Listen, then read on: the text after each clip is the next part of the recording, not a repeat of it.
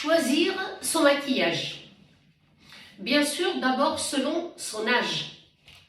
Si j'ai de 18 à 30 ans, j'ai une peau tendue, je peux me permettre certains types de maquillage que ne peut pas se permettre une femme qui a 35 ans et plus. Si j'ai une peau tendue et que j'ai envie de me mettre du fond de teint, eh ben, même s'il est couvrant, il passe.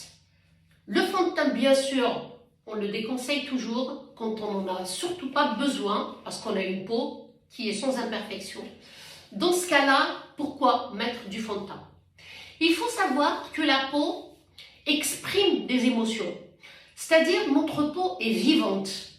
Elle va rougir, pâlir, etc. On parle avec quelqu'un, on peut changer de couleur de peau et tout ça, ça donne du charme en même temps à la peau, ça donne ce côté vivant. Alors que quand on met du fond de teint, et surtout le fond de teint couvrant, qu'est-ce que ça fait? Ben, ça nous donne une sorte de masque, comme ça, on dirait un masque de cire, on n'exprime aucune émotion par rapport à notre peau. Bien sûr, les émotions, on les transmet avec nos mimiques aussi, mais c'est vrai que les émotions qu'on transmet avec sa peau, et ben, quand on met des fonds de teint couvrants, et ben, on n'a plus, on rougit plus, on ne change pas de couleur de peau quand on parle, etc. Donc ça enlève ce côté humain à la peau. Là, c'est déjà la première des choses. Deuxièmement, quand on a des pores dilatés.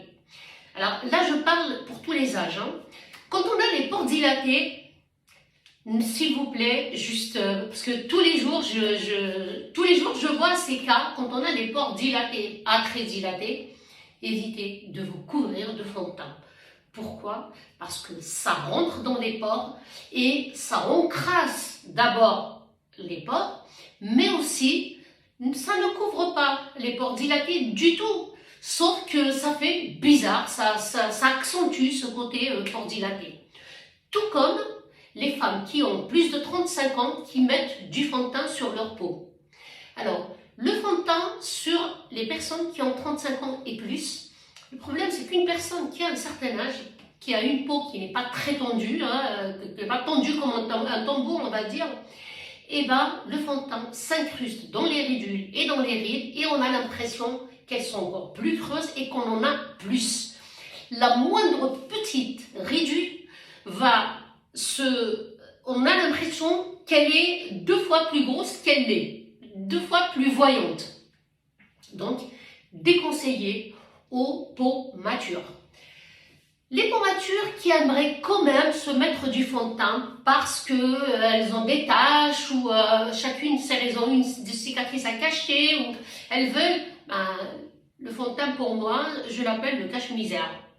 On n'est pas obligé, on ne le met pas juste pour le mettre. Ou alors on croit que ça va nous donner une jolie peau. Non, la plus jolie peau, c'est votre couleur de peau. C'est votre peau vivante et qui exprime, comme je vous l'ai déjà dit, des émotions. C'est-à-dire elle a ce côté humain, chaleureux, qu'on n'a pas quand on a un fond de teint. Surtout couvrant. Donc, les peaux matures, on va revenir aux peaux matures. Donc, ces peaux-là, quand elles ont vraiment quelque chose à cacher, comme des cicatrices ou des taches pigmentaires, voilà, elles ont envie de le faire, ça c'est un complexe, etc. Au moins, optez pour un fond de teint minéral, c'est-à-dire fluide, léger. Ou alors, les terracotta, quand on a une peau très claire et que ça nous gêne d'avoir une peau très blanche, on a l'impression qu'on est pâle, prenez de la terracotta, c'est comme un autobronzant, ça vous le passez légèrement, ne vous mettez pas des grosses couches, le pinceau dans la poudre, soufflez un petit peu dessus et vous le passez à peine vous touchez votre peau avec, ne venez pas écraser le pinceau sur sa peau pour pas laisser des allées et venues de poudre. Au contraire, il faut juste que ça soit vraiment à peine on touche la peau avec la terracotta. La terracotta, on peut la mettre sur le front, sur les joues, sur tout le visage. On peut également la mettre que sur les pommettes pour donner un aspect plus saillant aux pommettes, si on n'a pas beaucoup de pommettes, par exemple. On peut travailler avec la terracotta sa peau, une sorte de contouring sans contouring. Attention, je suis complètement contre tous ces maquillages contouring foncé, clair, etc. Bien sûr, on a besoin de ressortir les reliefs de son visage, mais on n'a pas besoin de tout ce qu'on voit sur les tutos, ou vraiment marron, etc.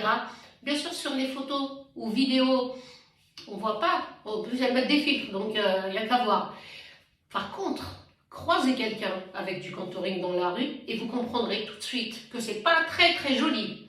Donc, ce que vous pouvez faire, vous pouvez, au niveau de votre nez, vous achetez un tube de maquillage foncé, fait pour le contouring, et un plus clair. Avec votre doigt, tout simplement, vous venez passer sur l'arête du nez. Si vous avez par exemple un nez large, vous pouvez l'affiner de cette façon, très léger. Et au milieu, venez vous mettre un petit peu du même maquillage, mais au blanc, juste sur la pointe du nez et sur votre menton, ce qui ressort les reliefs. Vous pouvez même vous le mettre ici, vous savez, sur les deux, les mandibules, ici. Donc un petit peu là, un petit peu là, ça vous ressort tous les reliefs. D'ailleurs, c'est comme ça que je me suis maquillée. C'est tout ce que j'ai mis. J'ai mis un petit coup de crayon sur mes paupières supérieures. Malheureusement, je suis allergique au maquillage sur les yeux. Donc, je suis obligée de mettre juste un coup de crayon dessus. Il ne faut pas que ça touche l'intérieur des yeux. Je ne peux même pas mettre de mascara. Rien qu'à voir. Sinon, j'ai des crises de démangeaison et je me retrouve avec des grosses poches. Ça se soigne, bien sûr. Mais pour l'instant, voilà, c'est comme ça. Et puis, au niveau donc, du maquillage, on va revenir donc à la terracotta. Et puis, au niveau des pommettes, vous pouvez juste avec un léger pinceau pour venir juste rendre les pommettes légèrement plus saillantes, pas besoin de plus. Maintenant, bien sûr, si vous avez des taches pigmentaires, si vous avez des cicatrices, par exemple des séquelles à cacher, c'est une autre histoire. Mais c'est vrai que quand on a le choix et qu'on opte quand même pour un maquillage très foncé, c'est pas très très joli. Le maquillage n'est pas fait pour se tartiner. Il est fait juste pour redonner certaines couleurs à certains endroits, c'est-à-dire rehausser juste un petit peu certaines parties du visage, sans plus. Pour moi, un maquillage bien fait, c'est ça. On ne devrait pas le voir. C'est comme la chirurgie esthétique. Il ne faut pas que ça soit voyant. Il faut que ça soit discret, que ça vous embellit, mais tout en étant discret. Qu'on ne voit pas que vous êtes maquillée, on vous regarde, elle est jolie, sans se dire, elle est bien maquillée. Vous voyez ce que je veux dire? Voilà, c'est deux choses différentes. Revenons aux personnes qui ont des pommatures.